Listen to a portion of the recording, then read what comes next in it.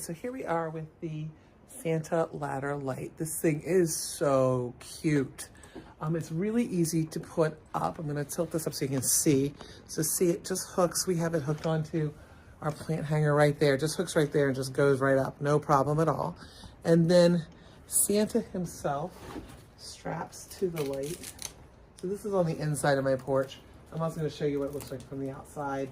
Looking into my porch. So Santa himself straps on this light, and here is what Santa looks like close up. He's got this adorable beard, and then he straps on with these little Velcro straps.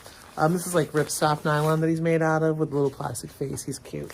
So you strap him on to the light, just like that, and he just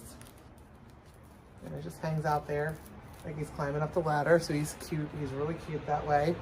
Now I'm going to pause this and take it down and restart it so you can see it from the other side. Okay, so here's what the Santa ladder looks like from the other side. This is from the outside of my porch, looking in from the street view.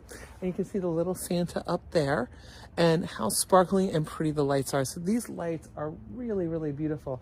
You see that I want to point out that both the cross bars of the lights flash and the tops flash as well. And it's more of a twinkling kind of flashing rather than like a bright pulsing flashing.